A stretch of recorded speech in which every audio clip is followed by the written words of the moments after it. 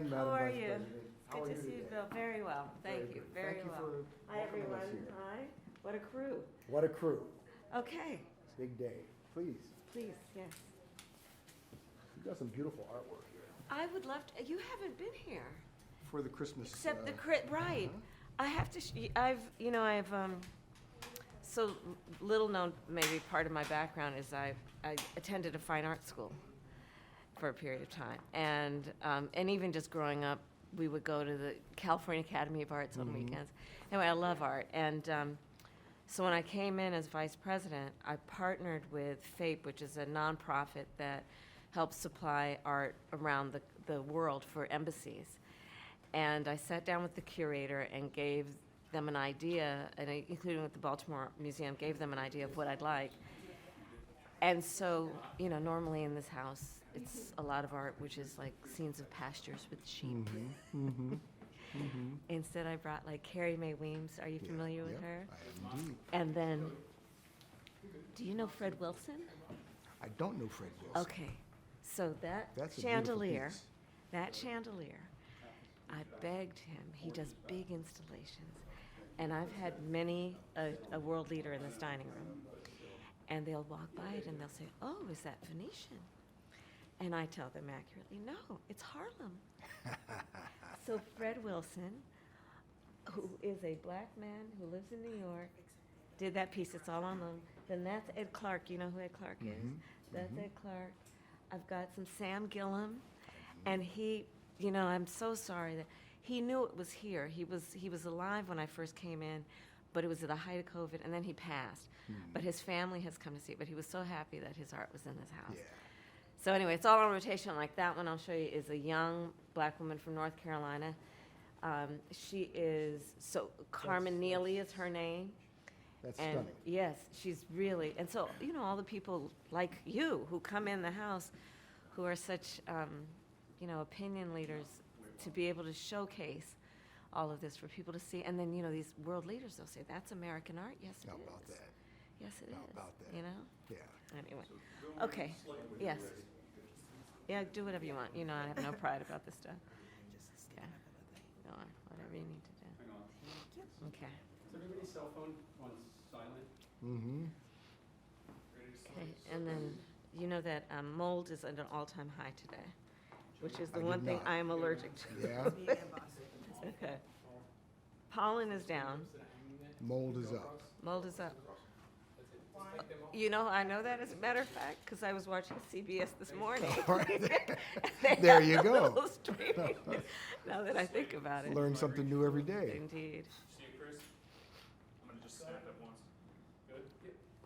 Coming around. Done? Yeah. Got it on both? Okay, so we need to clear the background? Good, done? Yes. No problem. Just do what you need to do.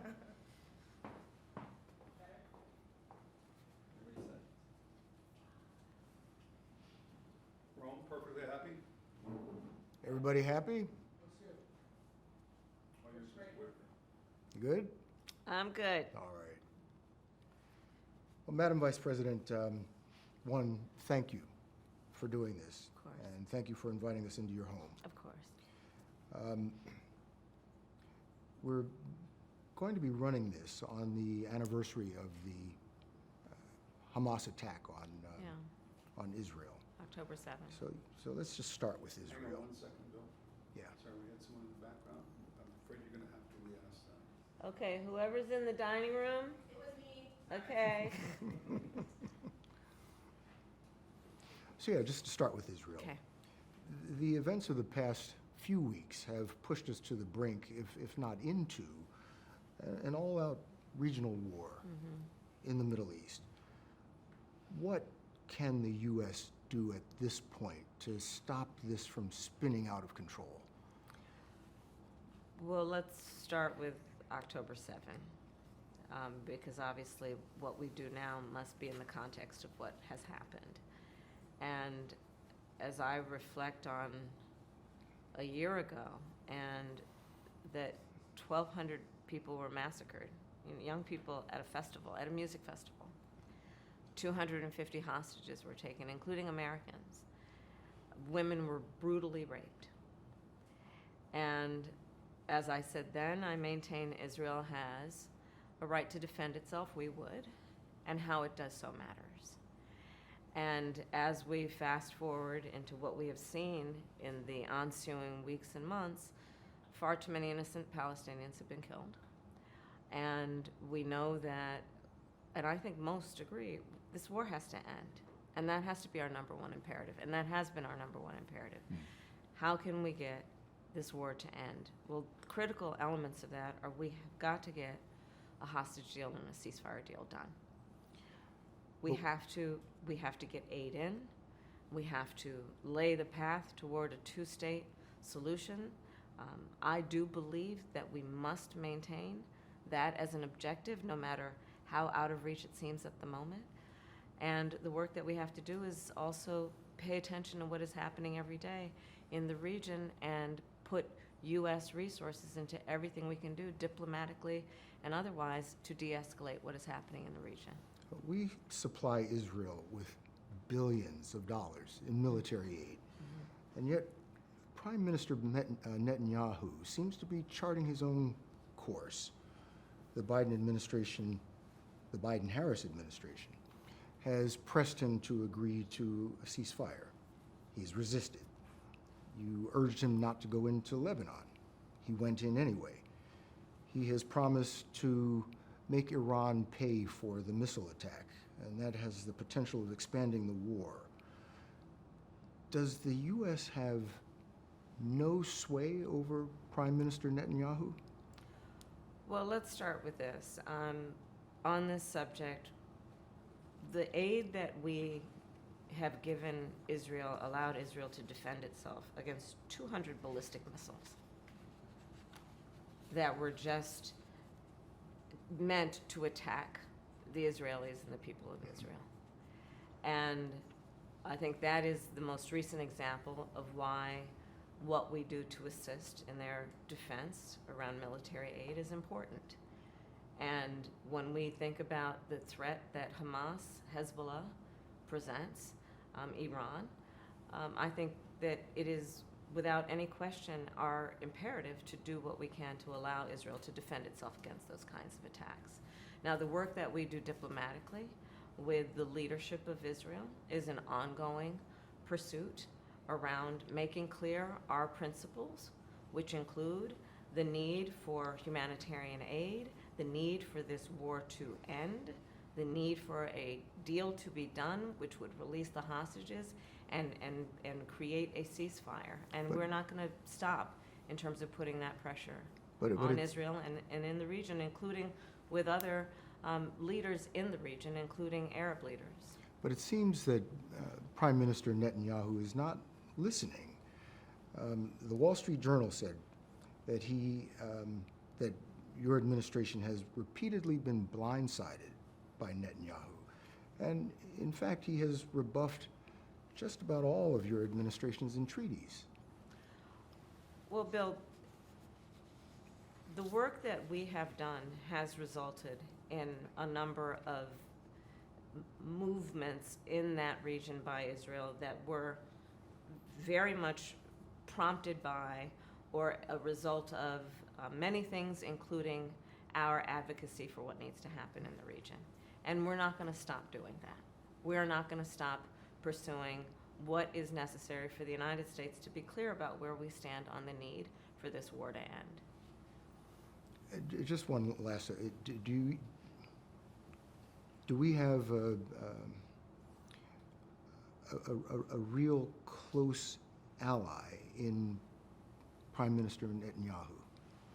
I think, with all due respect, the better question is, do we have an important alliance between the American people and the Israeli people? And the answer to that question is yes. And we are going to do what is important to support whatever leadership is in Israel that is defending the security of the state of Israel. Let's shift gears here. Most basic of questions. Why do you want to be President of the United States? There are many reasons, but probably first and foremost, I truly believe in the promise of America. I do. And I love the American people. You know, we are a people who have ambition and aspirations and dreams and optimism and hope. If you look at the character of who we are and how we have achieved the strength that we have achieved, I believe in large part it is because of our character and our belief in the promise of America. And I'm running for president because I want to do everything that is possible to create an opportunity for people to achieve those goals, those ambitions, and those dreams. And that is why you will hear me talk about my plan for an opportunity economy, to invest in what we can do, not only to bring the cost of living and prices down for folks, because even though we've achieved a lot of success, prices are still too high. You know it, I know it. But what we can do to invest in the innovation that is happening in startups and our small businesses, what we can do to invest in the industries of the future, what we can do to maintain America's strength in the global context. But that's why you want to run. That's why you want to be That's why I'm president. running. That and some other reasons. But you're asking the American people to make you the most powerful person on the planet. Why do you deserve the American people's votes?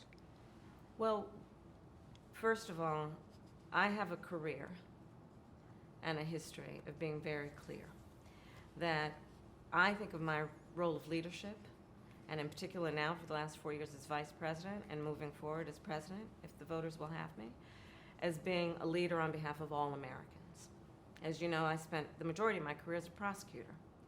And I'm going to tell you, I never asked a victim of crime, a witness, whether they were a Democrat, are you a Republican, are you an independent.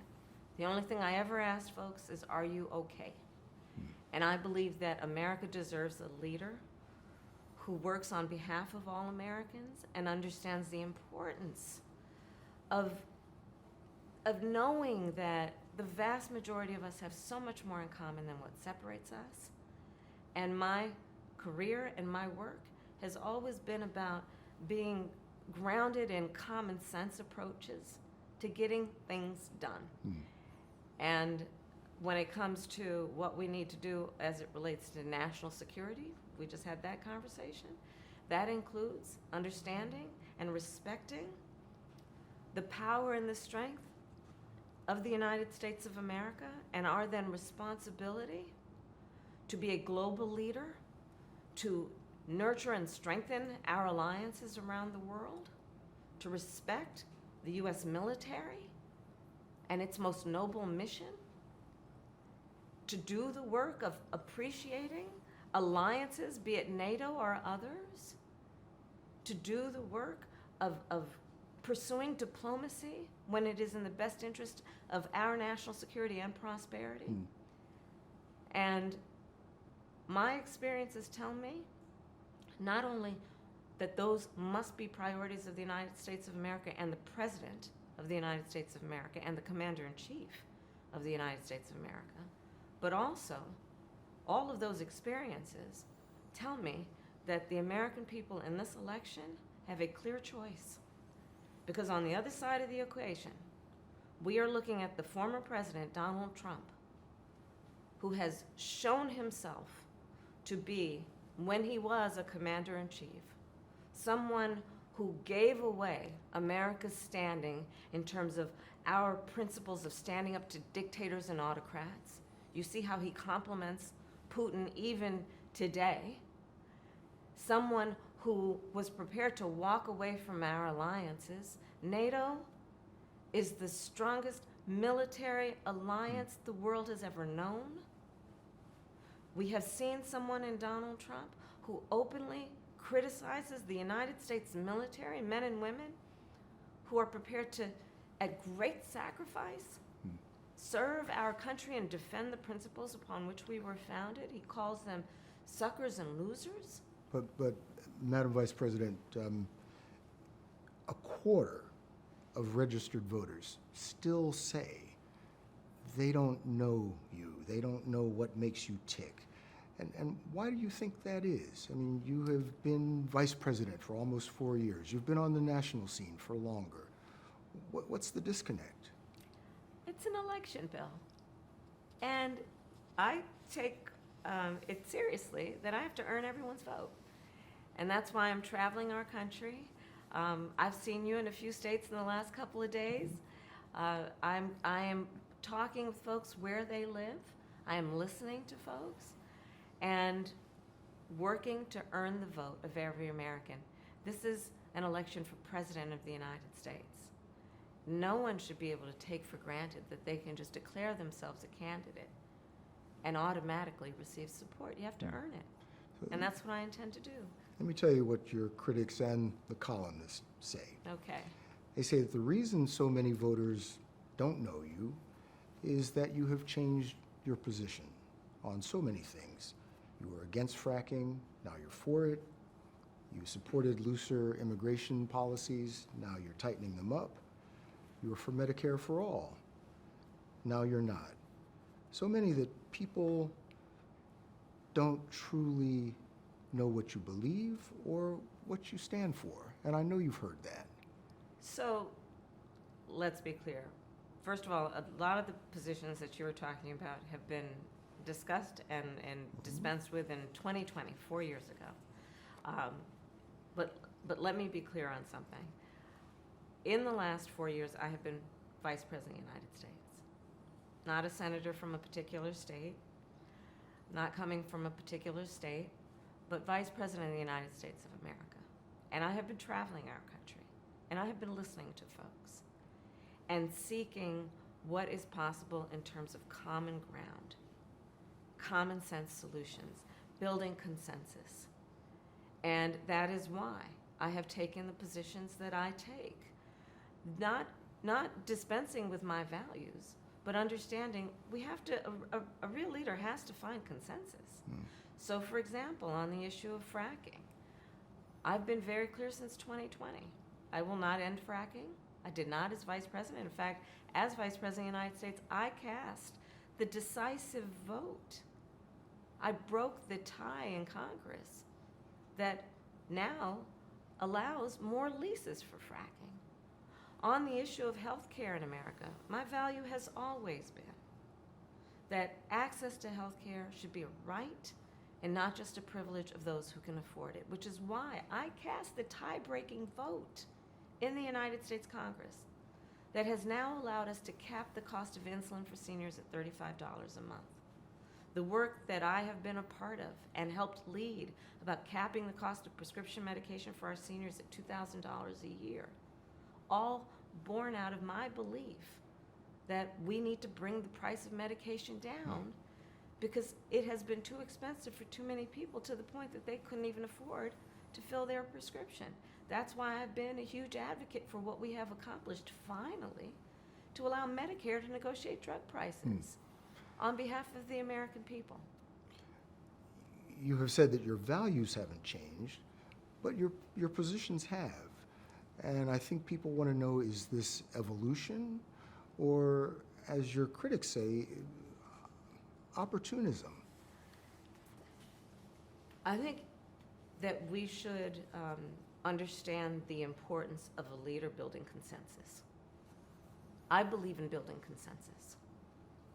And I believe in finding a way that the American people, and we are a diverse people, geographically, regionally, based on whether it be urban, rural, agricultural, we are a diverse people in terms of where we are in our backgrounds. And what the American people do want is that we have leaders who can build consensus, where we can figure out compromise and understand it's not a bad thing, as long as you don't compromise your values, to find common sense solutions. And that has been my approach. Let's move on to the economy. As you were saying, well, first of all, the economy and inflation, those are the primary concerns of the American voters this election year. you just got some blockbuster jobs report, a blockbuster job report the other day. And there are lots of signs that the American economy is doing very well. Better than most countries, I think. But the American people don't seem to be feeling it. Groceries are 25% higher than when you took office. And people are blaming you and Joe Biden for that. Are they wrong? So you are correct that under our leadership, the United States of America has recovered and is stronger than any other so-called developed nation in the world, in particular after the crisis that was the pandemic. And understand, we came into office facing a disaster in large part because of the mismanagement of the former president, Donald Trump, where the economy was in a slump. People were dying by the hundreds. It was a real crisis. But because of our approach and our work, we now have historic low unemployment in America among all groups of people. We now have an economy that is thriving by all macroeconomic measures.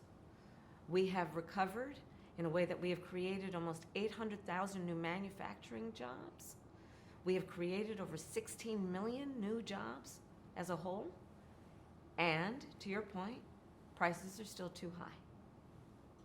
And I know that, and we need to deal with it, which is why part of my plan, you mentioned groceries. Part of my plan is what we must do to bring down the price of groceries. I'm taking on an issue I've taken on before as Attorney General, the issue of price gouging, which is not all, but some corporations and businesses that take advantage of a crisis and jack prices up, making the cost of groceries and other everyday essentials too expensive for the American people. But I'm taking on the issue of housing. It's a big issue in our country. It's too expensive. There were generations before us that believed they could achieve the American dream, which included home ownership. Now I travel our country. I talk to young people every day. And they are so concerned they'll never be able to afford to buy a home or even start a family because of the cost of housing. So part of my plan is to put the resources into partnering with builders and developers to create incentives for them to build 3 million new homes by the end of my first term. And my plan includes giving first-time home buyers a $25,000 down payment assistance so they can just get their foot in the door. Well, let's talk about that. You want to expand the child tax credit. Yes, I do. You want to give tax breaks to first-time home buyers. Yes. And people starting small businesses. Correct. But it is estimated by the Nonpartisan Committee for Responsible Federal Budget that your economic plan would add $3 trillion to the federal deficit over the next decade. How are you going to pay for that? Okay, so the other economists that have reviewed my plan versus my opponent, because this is an election and there are two choices. Everyone from Goldman Sachs to Moody's to 16 Nobel laureates. So on the first point, comparing my economic plan to Donald Trump's economic plan, they have reviewed it and determined that my economic plan would strengthen America's economy, his would weaken it. 16 Nobel laureates, Moody's, others, have determined after reviewing what Donald Trump is proposing that he would induce inflation, increase inflation, and bring about a recession by the middle of next year. But my plan, Bill, if you don't mind, my plan is about saying that when you invest in small businesses, you invest in the middle class, and you strengthen America's economy. Small businesses are part of the backbone of America's economy. But pardon me, Madam Vice President, the question was, how are you going to pay for it? Well, one of the things is I'm going to make sure that the richest among us who can afford it pay their fair share in taxes. Listen, again, my opponent, when he was president, issued a tax cut for people like himself, billionaires and the biggest corporations. My perspective is everybody needs to pay their fair share. It is not right that teachers and nurses and firefighters are paying a higher tax rate than billionaires and the biggest corporations. But- And I but- plan on making that fair. But we're dealing with the real world here. But the real world includes. How are you going to wi- get this through Congress? You know, when you talk quietly with a lot of folks in Congress, they know exactly what I'm talking about because their constituents know exactly what I'm talking about. Their constituents are those firefighters and teachers and nurses. Their constituents are middle-class, hardworking folk who know that it is not right that hardworking people are paying a higher tax rate than the richest people who can afford to pay their fair share. So that's how we deal with it. But understand also that this is, yes, it is about how we pay for what we're doing, but understand it's not, it doesn't end there. My plan is actually about strengthening America's economy, not just netting zero. My plan is about doing what we can do for small businesses and startups. Right now, the tax deduction bill for a startup, $5,000. In 2024, nary a person going to be able to start a small business with $5,000. So I'm going to extend it to $50,000. My plan is about what we need to do to, yes, expand the child tax credit, because for young families, for the first year of their child's life, $6,000 allows them to buy a crib, a car seat, and just be able to not just get by, but get ahead for that most critical stage of their child's development. We all benefit from that.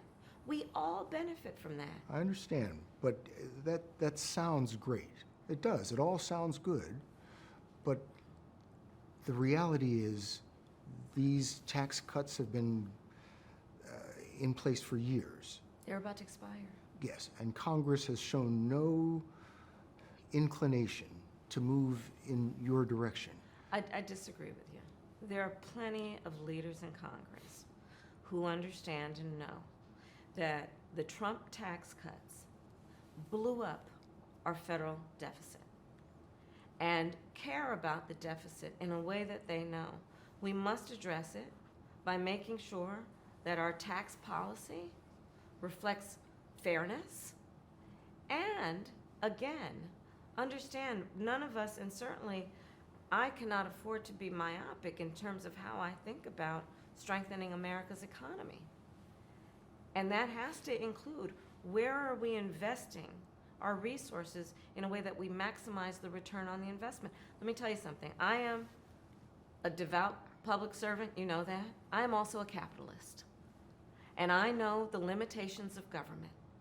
Part of the work I've always done and the work I will do as president includes engaging the private sector to join in what we can do, whether it be, again, tax incentives for builders or developers, or what we need to do to increase the work I've already done to get some of our biggest finance houses and corporations to invest in community banks to increase access to capital for small businesses. So All if- of this work must be done, but we have to have a holistic approach that is comprehensive. I guess what I was asking, if all of this makes so much sense, why has this not been done? You're dealing with a Congress that is divided, that many are in opposition to not only you, but your policies. So how are you going to make this Bill, come true? if I approached my life as though, well, it's never been done before, therefore it cannot be done, I wouldn't be sitting here in this interview with you. That's the truth. But I do believe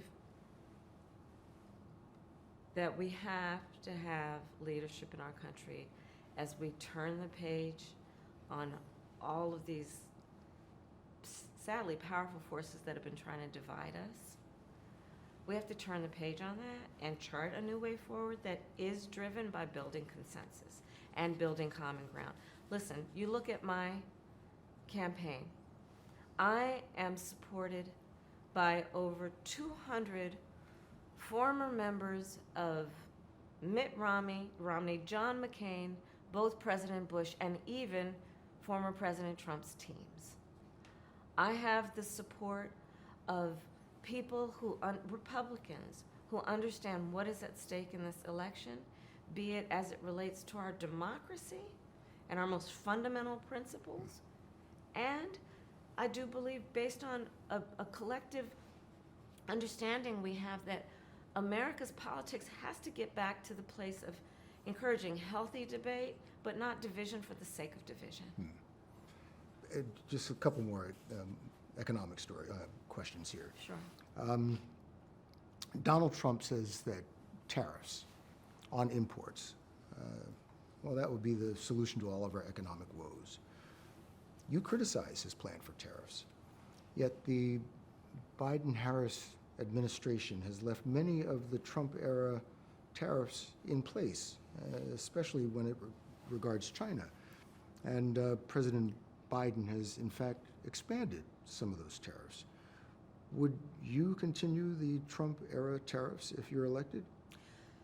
So part of the real problem that economists and others have pointed out about Trump's approach, in this election, he is advocating what is at least a 20% tariff across the board on everyday necessities and goods, which economists have estimated will cost the average American family more than almost $4,000 a year, more than what they're already paying. But everyday you've got tariffs. goods. But let me get to my point.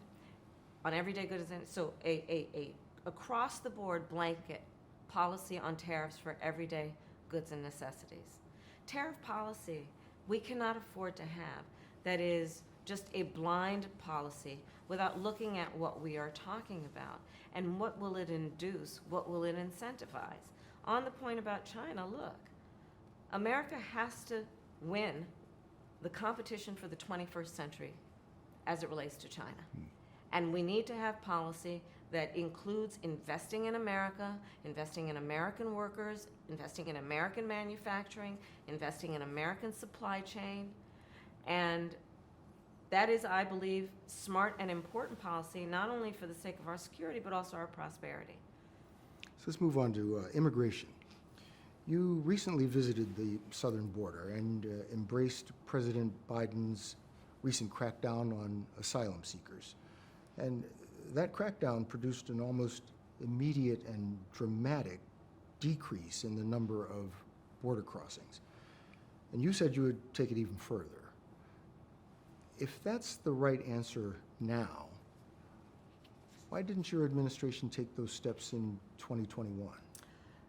So we came into office, and almost hours, Bill, after our inauguration, the first bill we proposed to Congress was to fix our broken immigration system, knowing that if you want to actually fix it, we need Congress to act. It was not taken up. Fast forward to a moment when a bipartisan group of members of the United States Senate, including one of the most conservative members of the United States Senate, got together, came up with a border security bill, which I support. Well, guess what happened? Donald Trump got word that this bill was afoot and could be passed, knowing that it could fix part of the problem, and he wants to run on a problem instead of fixing a problem, so he told his buddies in Congress, kill the bill, don't let it move forward. But Madam Vice President, I've been covering the border for years. And so I know this is not a problem that started with your administration. Correct. But there was an historic flood of undocumented immigrants coming across the border the first 3 years of your administration. As a matter of fact, arrivals quadrupled from the last year of President Trump. Was it a mistake to loosen the immigration policies as much as you did in 2021? So regionally, and actually globally, we have seen this as an issue. And America's obviously not immune from this issue. But the focus has to be, to your point, you've been covering it for years, it's a long-standing problem. And solutions are at hand. And from day one, literally, we have been offering solutions, which have not been picked up. And then when there was a border security bill, my opponent decided to run on the problem instead of fixing the problem. And understand what that bill would have done. That border security bill would have put 1,500 more agents at the border, which is why the Border Patrol Union supported it. It would have put more resources into stemming the flow of fentanyl. But that was Which is a just this past scourge. year. That was just this past year. What I was asking was it a mistake to kind of allow that flood to happen in the first place? I think the policies that we have been proposing are about fixing a problem, not promoting a problem, okay? But the numbers did quadruple And the under numbers your today, watch. because of what we have done, we have cut the flow of illegal immigration by half. But should you We have done cut that? the Should you flow have of done that? fentanyl by half, but we need Congress to be able to act, to actually fix the problem. I was just at the border. I'm talking with these incredible men and women who are working around the clock, because again, they don't have the resources they need. We need an act of Congress who carries the purse to do it. Donald Trump told them don't act. I talked with the Border Patrol agents, some of the leaders. Part of the issue that they identified is we need more asylum judges. We need more processing of people who are coming to our border, and the resources aren't there. You know how those resources commensurate with the need get dedicated? Congress has to act. But I guess my question is, it's a pretty simple one. If this is the right answer now, what you tried to do with the bipartisan bill And what we tried this to do on spring. day one, Bill, and what we tried to do on day one, when we came in, first order of business before we did the Inflation Reduction Act, before we did, successfully, by the way, without one Republican vote, before we did the bipartisan infrastructure bill, before we passed the first meaningful piece of legislation to deal with gun violence in America in 30 years, the first thing we did was to offer a comprehensive solution to create a pathway for citizenship and for people to earn it, and to deal with what we need to do to put more resources to ensure that we are able to heighten our level of security at the border. So we do need to move on because our time is short, but I'm trying to understand how it is that with this emphasis on the border, the numbers of crossings quadrupled under the first 3 years of the Biden-Harris administration. How did that happen? There are a variety of factors that relate to what we have seen globally and what we are not immune from at our own border in terms of what we have seen in terms of surge of immigration and irregular migration.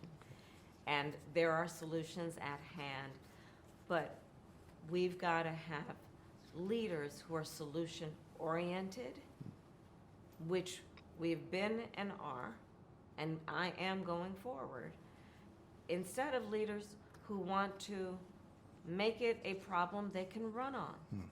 It's talking about that person you're mentioning right now.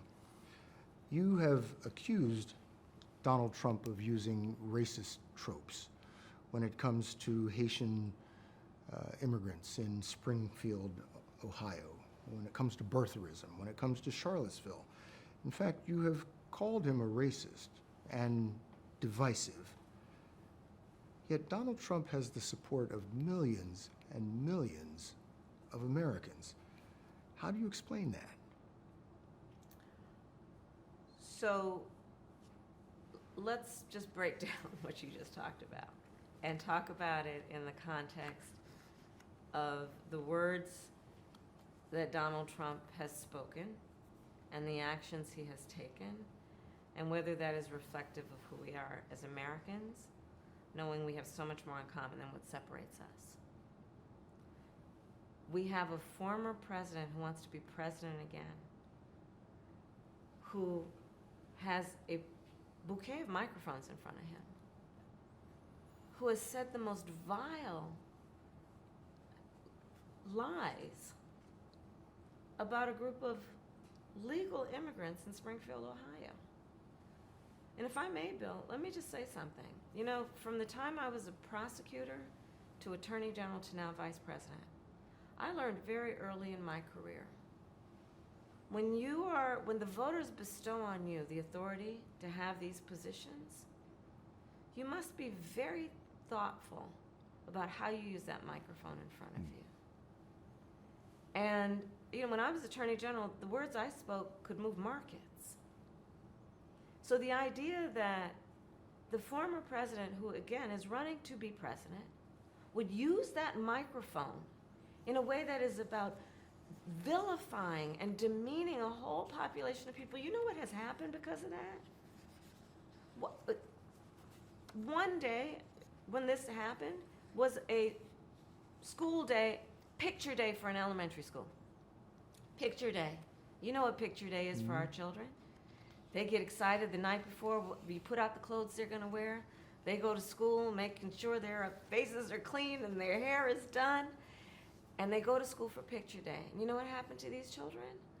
They had to evacuate that day because of the fear of the threats that were being issued in Springfield because of the words of Donald Trump. So I say that I'm glad you are pointing these comments out that he has made that have resulted in a response by most reasonable people to say it's just wrong. It's just wrong. So you have said you want to be the president of all the people. Yes. With so many people supporting Donald Trump, a man you have called a racist, how do you bridge that seemingly unbridgeable gap? I believe that the people of America want a leader who's not trying to divide us and demean. I believe that the American people recognize that the true measure of the strength of a leader is not based on who you beat down, it's based on who you lift up. And I have traveled around our country, and I've met with people of every background and walk of life, including people who have supported Donald Trump in the past, who say to me they're ready to turn the page, they're exhausted with what he has been doing and that approach, and they want to chart a new way forward for our country. So, was democracy best served by President Biden stepping down and basically handing you a nomination? You didn't have to go through a primary process. You didn't have to fight off other contenders. That's not really the way our system was intended to work. So President Biden made a decision that I think history is going to show is rare among leaders, which was to put country before self. Excuse me. And I am proud to have earned the support of the vast majority of delegates and to have been elected the Democratic nominee to be Vice President of the United States. I am honored to have received the support and endorsement of over 200 Republicans who served in the last 3 Republican presidential administrations. I am proud to have earned the support of leaders of our national security community. I am proud to have received the endorsement of leaders around this country from every background and walk of life to fight in this election over the next month for our democracy and the principles upon which it stands. What is at stake in this election? You mentioned our democracy, is whether we are a nation that abides by and respects the rule of law, and that we have a president who is the champion of following and respecting and upholding rule of law. But I would think that not someone who has been convicted of 34 felonies who tried to overturn the free and fair election, which was the will of the people on January 6th. Not someone who has said he would be a dictator on day one. Not someone who has said, and these are his words, he would terminate the Constitution of the United States of America. But I think this truncated process is why people think or say they don't really know who you are. Well, Bill, there's no question. Look, I've been in this race for 70 days. And there is work to be done. It is without any question a short period of time. There's no question about that, which is why I'm traveling around our country. As I said earlier, I mean, you've seen me. I'm from one state to the next to the next. I don't know how many states I've been in this last week alone. Literally, I've lost count. So it is my responsibility to earn the vote, and I'm going to work to do that. 3/4 of the American voters, or likely voters, say that they are concerned about the possibility of election-related violence. And with 2 assassination attempts against former President Trump, the country seems near a boiling point. What can you do? What should you do to lower the temperature? Well, first, let's start with those attempts, assassination attempts on the former president. I was deeply disturbed, shocked, and shaken, frankly, when they happened. I called the former president to check on him.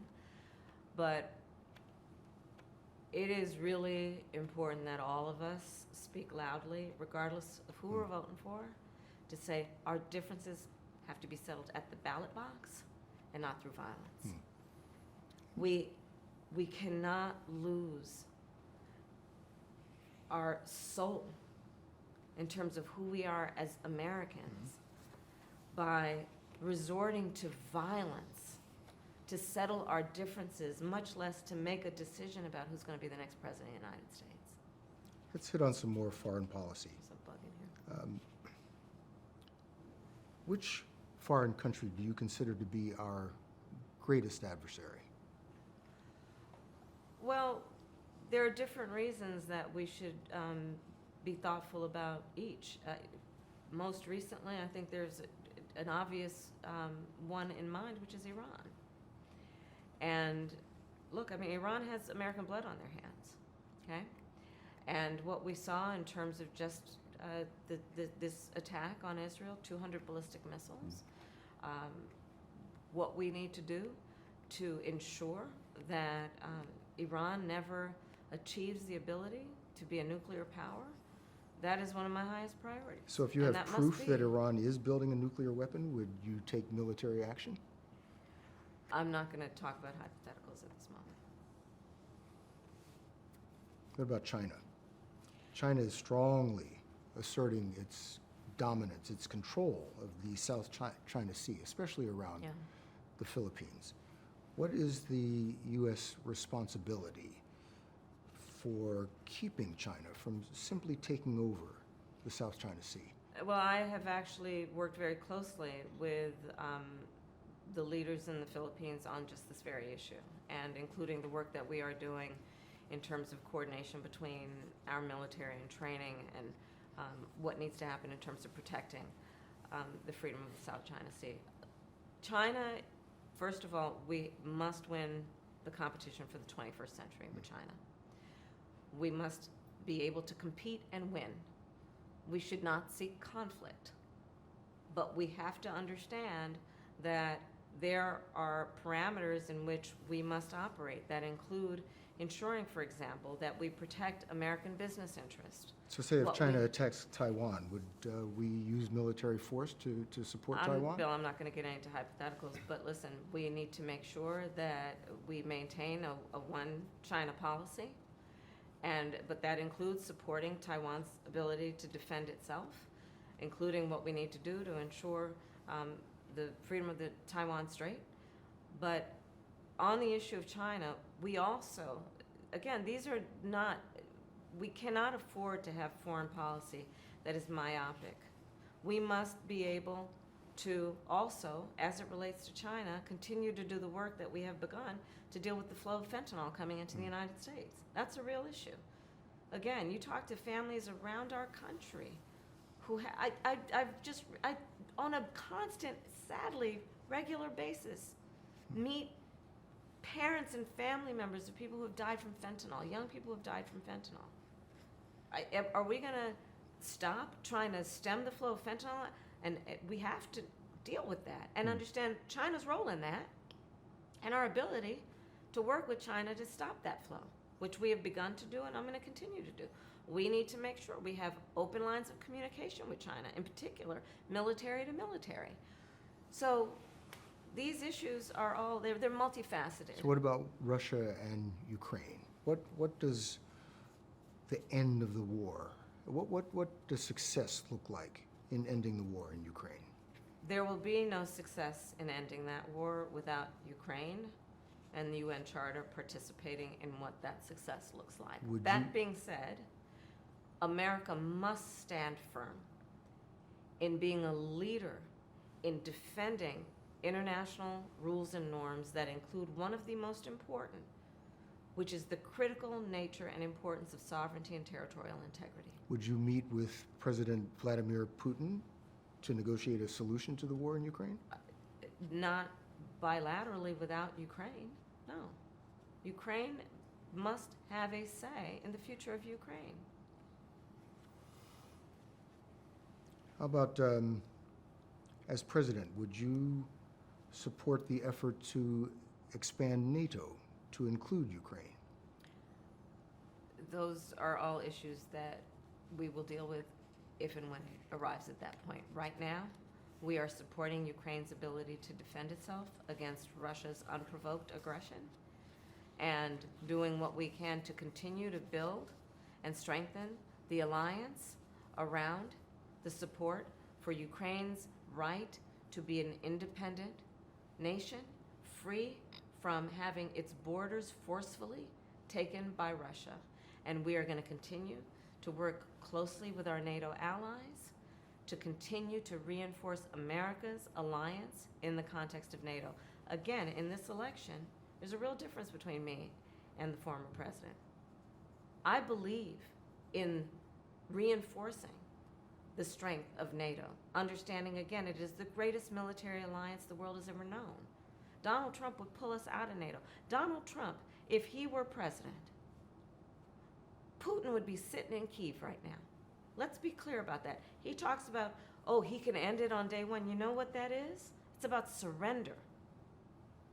Achieving peace and an end to this war is not synonymous with surrender.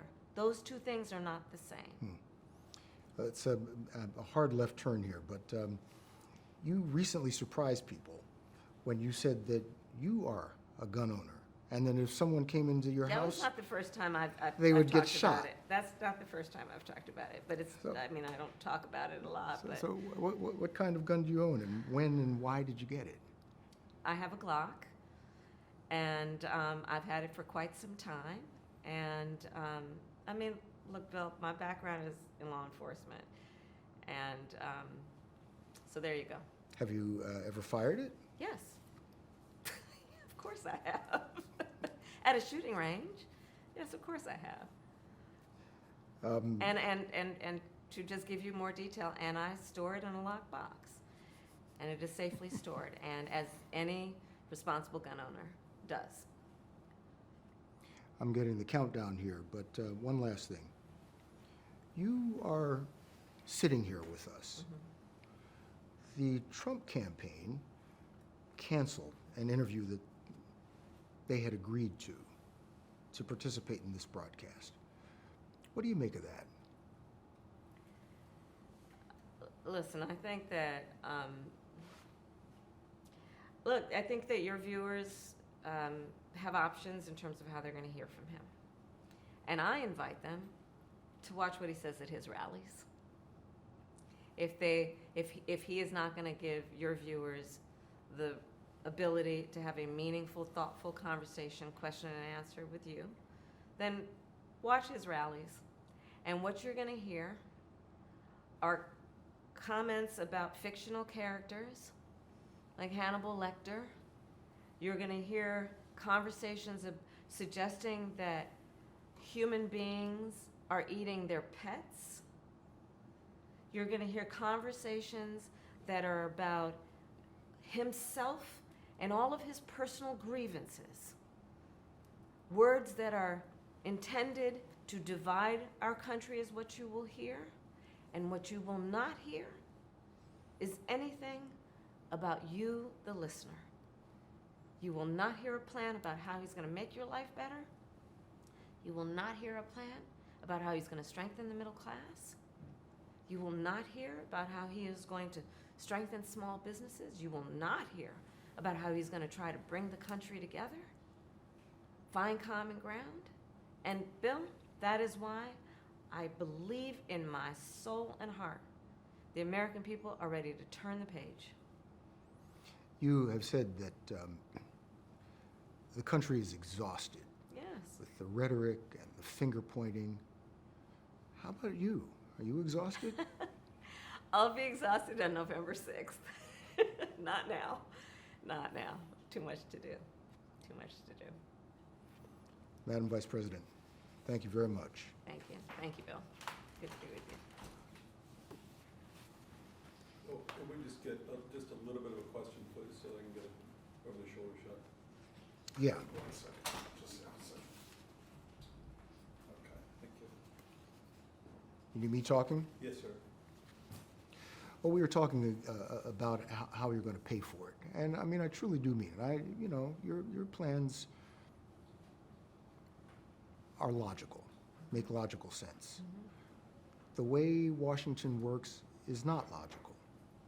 So how are you going to convince a divided Congress that what you say, your plans, are something that they should all agree to and provide to the American people when they've shown no inclination to do that up to this point? Is that what you needed? Yes, sir. Yes, ma'am.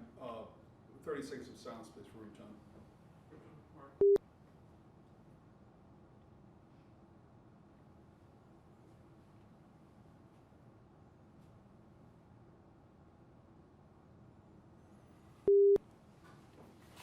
Cameras are off. How will you?